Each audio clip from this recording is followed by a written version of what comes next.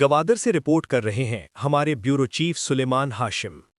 Deputy commissioner Gwadar Naqibullah Kakar की सरबराही में डीसी ऑफिस में तालीमी दाखला वुरहिम के हवाले से एक अहम प्रेस कॉन्फ्रेंस और ब्रीफिंग का इनेकाद किया गया।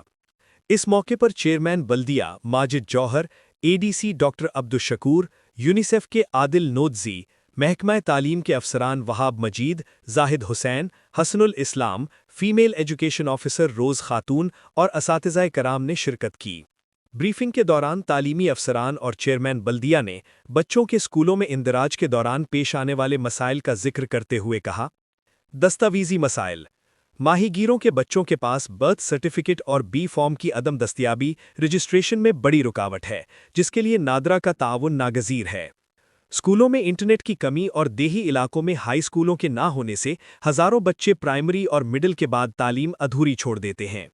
मुज़ाफ़ाती इलाकों के बच्चों के लिए बसों के इंतज़ाम की ज़रूरत पर जोर दिया गया ताकि वो शहर के तालीमी मराकज़ तक पहुँच सकें।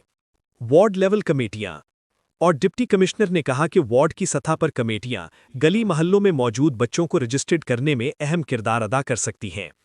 उन्होंने मजीद कहा कि लिखेगा, पढ़ेगा, बढ़ेगा बलूचिस्तान के तहत बच्चों के तालीमी अखराजात को बेनज़ीर इनकम सपोर्ट प्रोग्राम के ज़रिए भी सपोर्ट किया जा सकता है। शजरकारी और एजुकेशन मोबाइल वैन का आगाज़। तकरीब के इख्तिताम पर डीसी ऑफिस के सहन में शजरकारी की गई, जहां डिप्टी कमिश्नर नकीबुल्ला काकड़ और यूनिसेफ के नुमाइंदे आदिल नोदजी ने मुश्तरका तौर पर पौधा लगाया।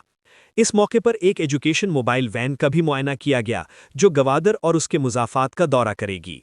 ये मोबाइल वैन तालीमी अफादियत के हवाले से अवामी शऊर बेदार करने और वालिदैन को बच्चों के दाखिलों की तरगीब देने में किलीदी किरदार अदा करेगी। ताज़ा तरीन खबरों और तबसरों के लिए voice of Makran YouTube channel, Facebook page और व्हाट्सएप चैनल को फॉलो और सब्सक्राइब कीजिए।